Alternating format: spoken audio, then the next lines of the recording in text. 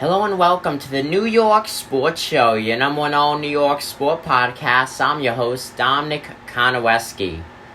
The season is over for the New York Knicks. With that said, they have a lot of upcoming free agents, 10 to be exact. Some players are very valuable, other players sat on the bench for the majority of the season or switch between the NBA and G League play. With that said, who should the New York Knicks pursue in free agency and get back on the team after what was just an upset, in a good way of course, 41-31 win-loss season. After only being predicted to win 15 games, the New York Knicks shocked the world, and not only the world of basketball, just the world in general, being extreme underdogs, made the playoffs, fourth best team in the Eastern Conference, would end up losing though in the first round, 4-1 against the Atlanta Hawks. Overall, though, the New York Knicks have proven that they can contend. Overall, though, the New York Knicks have the young talent. So, what experienced player or experienced players should they bring back?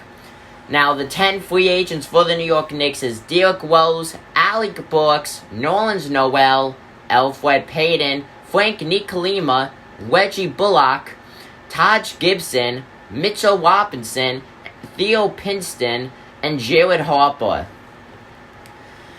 Now, this is gonna be a very, very big decision for the New York Knicks. This could set the New York Knicks up next season for success or for failure, depending who they bring back.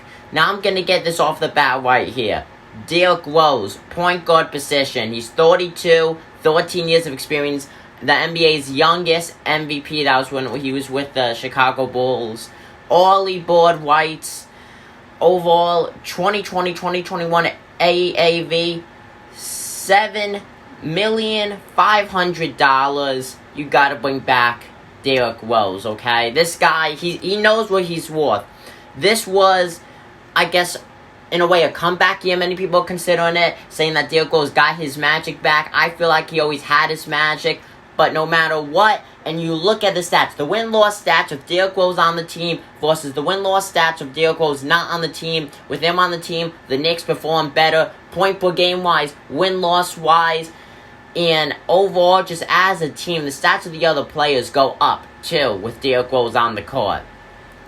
Okay, Derrick Rose has the experience, he has the love of the game, he has the basketball IQ like I've never seen before in my life. He is the MVP right now to the New York Knicks. He is the king of New York. Forget Julius Randle. Derrick Rose has not had a bad performance with the New York Knicks for the time he was on a few years back, and then the time he was on this season. Did not start the season with the Knicks, though. Got on via trade. You started the season with the Detroit Pistons. Okay, you gotta bring back Derrick Rose. He is a nice, solid point guard. With that said, do not bring back Elfrid Payton. Elfrid Payton is a turnover machine who could barely make a shot from downtown. You cannot bring back Elfrid Payton. And then you have Alec Burks. Overall, compared to last season, he did not really compare over there point per game wise. But his three-point shooting went up this year. His field goal percentage went up this year. Okay, Alec Burks was a nice, solid player who could perform from downtown and came off the bench in a lot of games and was just clutch.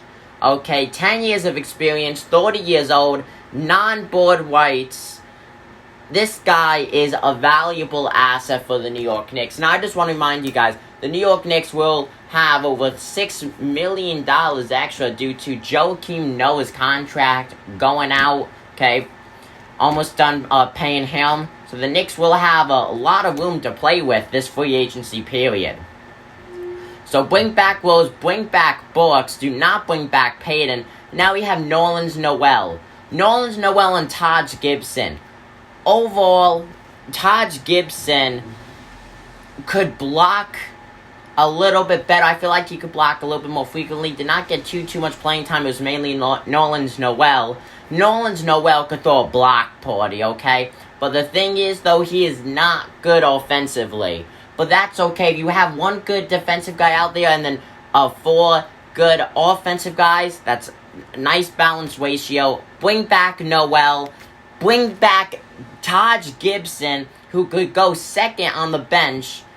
Okay? And then Mitchell Robinson. You gotta let Mitchell Robinson walk. I don't think the New York Knicks will do that, though.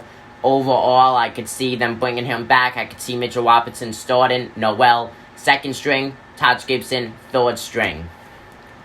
Okay? And now we have Frank Ntilikina. Frank Ntilikina had his worst season yet. Point per game wise, field goal wise, 3-point wise, you name it, he sucked at it. And I say that in the most respectful way possible. You gotta let this guy walk. There's no sense bringing him back. He's an okay defensive player, but he barely gets any minutes anyways.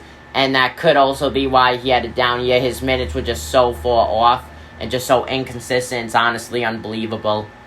But it's not worth taking up a roster spot, bringing him back and paying him a decent amount of money.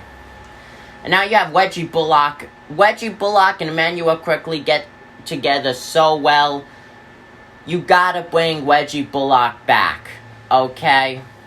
You gotta. Once again, early board rights, 2020-2021 AAV, $4,100,000. Reggie Bullock is a valuable asset to the team in the shooting guard position. Okay? Biggest thing that I look at, him and Emmanuel quickly, that they have good chemistry. But also, I feel like the biggest thing that hurts Reggie Bullock's chance of coming back is the playoff series. He did not perform well in the playoffs, and I feel like he will lose money from that. And if the Knicks don't pay him the money he thinks he's worth, then he probably won't come back. He's probably going to want a decent contract money-wise.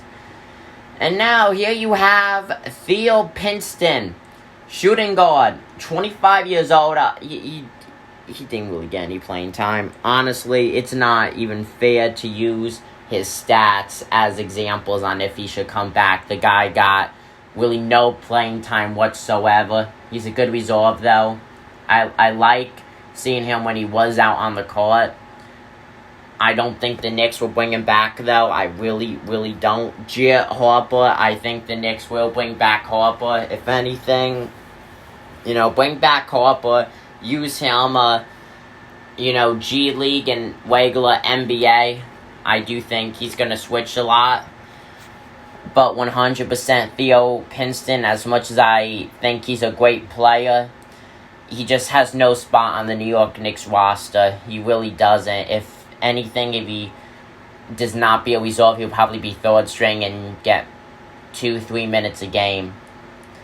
But also, if the New York Knicks let him go, no one will probably take him up, so that would be good in a way. So the Knicks do need a consistent player in some way. They can always sign him midway through the season or something like that. And then, like I said, J.R. Harper most likely will be re-signed. Non-board rights, though. RFA type. 24 years old, 2 years of experience. I feel like, if anything, he would be more in the G League. So, comment down below what you guys think about that. I'm your host, Tommy Conowski of the New York Sports Show, and I'm sending out. Peace.